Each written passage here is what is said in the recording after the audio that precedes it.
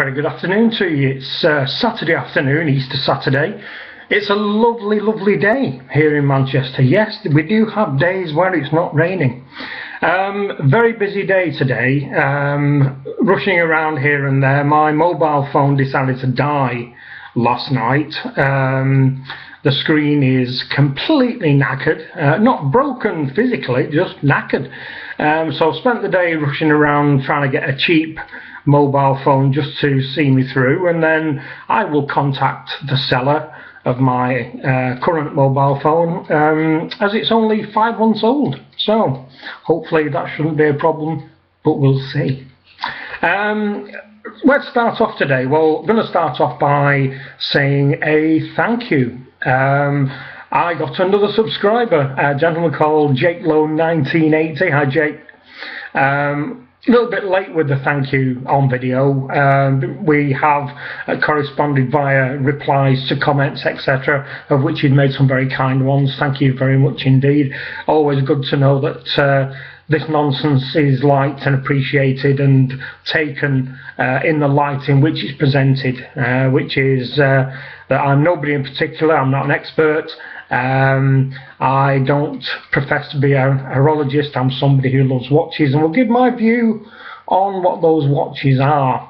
What do I want to talk about today? Well, there's a couple of things that have been fiddling around in my head, but I will talk watches. Oh yes, that's what I'll do.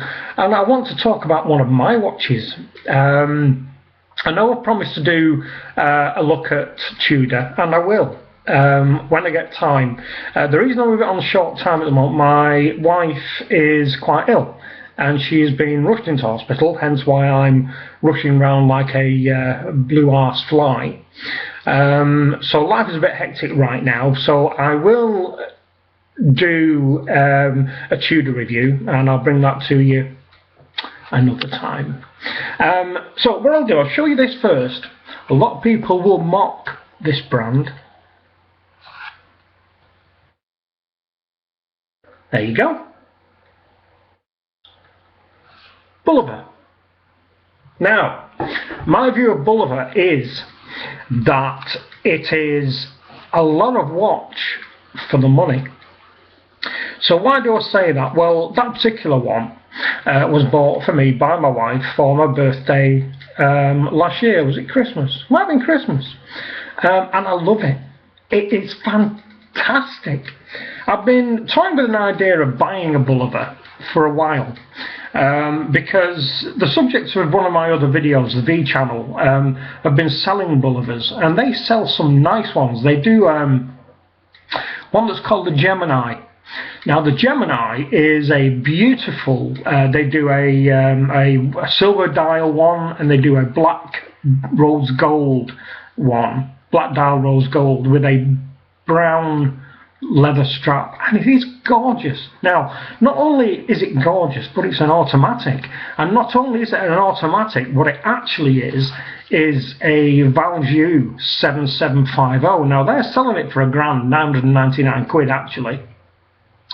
Now if you compare side by side the Gemini and the Valjoux 7750 movement version from IWC, the IWC one is about £6,500, and apart from the IWC logo being near the 3 o'clock and the Bulova logo being at the 12 o'clock, if you took both of those off, you wouldn't know the difference, and that's because obviously the workings are the same, but the dial is, in fact, I will go as far to say, I will stick my neck out here and I will say that the dial on the Bulova Gemini is the nicer one. So, if you get a chance to have a look at that, there is actually somebody selling a Gemini on eBay at the moment in the UK. Look it up. I'm not too sure he knows the value of that. Have a look at it. Right, going back to my watch. This is a Bulova Precisionist. Now, I'm going to make a very big claim here, and it's not my claim, it's Bulova's claim. It is, you ready? The most accurate watch in the world. Yes, I'll say that again. It's the most accurate watch in the world. I will show you again. Now watch. Watch that second hand. That beautiful, beautiful, sweeping second hand across that carbon fibre look dial. Now, what the sweeping hands denote? Yes, absolutely, a fine, wonderful, multi-jewelled automatic movement. But in the Bulova's case, you'd be wrong. It has a quartz movement. Now, so how do they do that? Quite interesting. What they've done, they've taken essentially a normal quartz battery-powered movement, and they've taken the quartz crystal, which usually has two vibrating prongs which move kind of like that, but far faster, and added a third prong to that, which puts it in the position where it vibrates at a ridiculous speed. It vibrates at something that is 262.44 hertz per second, which basically means that if you're looking at a conventional quartz watch, and as we all know, if you buy a £5 quartz watch off the market, or a $5 quartz watch, or a $10 quartz watch off the market, it is going to be far, far more accurate than the most expensive automatic watch. And that quartz watch will probably only lose about 15 seconds a year, which is stunning in anybody's book. The Precisionist, however, because of this specialist movement with the three-pronged vibrational crystal thing, because they class it as a tuning fork, not exactly that, but that's what they say, so that we, the morons, can understand what they're talking about. They've developed this, what they call, it's a special technology, and they call it a torsional resonator. Now, because of that, you don't get the tick, tick, tick, tick, tick of the second hand. You get this smooth, gliding, automatic light movement. And this particular watch will lose less than or gain less than 10 seconds a year. 10 seconds a year. I mean, I don't know about you, but my life doesn't run that accurately. I mean, it's like having an atomic clock in your bedroom. Well, I mean, who needs that kind of accuracy? But it blows my mind that somebody can build a watch that runs that efficiently, that accurately, hence why Bulova do a lot of the stuff on the space program, are still doing a lot of stuff on the space program. Buzz Aldrin, second man on the moon, wore a Bulova. Yes, he did. And the only reason, going on an aside, the only reason that Buzz Aldrin was the second man on the moon was because of the seating arrangement in the lander. Neil Armstrong was nearer the door.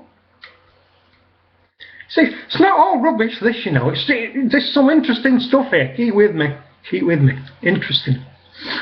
But to go back to this, I love it. It is a meaty, meaty piece. I mean, it must be 12, 13 mil thick. It's a 41mm dial. It's got this gorgeous rubber, or probably silicon, anti-allergenic strap with the groove cut into it. You see that? Now that's to stop your arm sweating. It allows air to get in so you don't have a sweaty arm when you take it off. It's rated at 300 meters. 300 meters. Now, as I always say at this point, neither you, well, maybe not you, you could be Jacques Cousteau for all I know, either you or I are ever going to dive 300 meters. It's probably 290 meters deeper than any of us are ever going to go, ever. But, should I drop it in the sink while I'm doing the pots, it's good to know that when I take it out and dry it off, it'll be fine and dandy and tickety-boo. So, Torsional resonation technology. That's what that is. Sounds sexual, that, do you not think? I might try that with my wife when she's better. Say, do you fancy some torsional resonator sex? That's what we'll do. It's a good idea. But it's a lovely watch. It has its own little symbol, which looks like a... I'll try and get that, but it's a bit shiny, I think. There you go. Figure 8 kind of thing. Now, as we know, the figure 8 is the sign for infinity or eternally and that kind of thing. So maybe that's what they're going at there. It's this eternal movement that is going to be constantly accurate, no matter what you do with it, no matter where you are with it, on Earth gravity or in space or wherever. This will kind of never let you down. But it blows my mind that somebody can make a watch like this, which I think, I mean, it was a gift, so I don't know really, but I've seen this for sale sub £200. That is a great deal. If you ever get the chance to try one of these on, go into the shop and just feel it. It is a hefty piece. Now, you'll feel some quartz watches which will be quite light, to be honest. I mean, there's not a lot in there, is there? Let's face it. This is a hefty piece. You know, this is, you know, you've got a watch on when you've got this on your wrist. There's no way that you could wear that with a shirt, with a formal shirt. Not a hope in hell. Apart from that, it'd look bloody stupid. But I love it. I love it because it was a gift. Of course I do.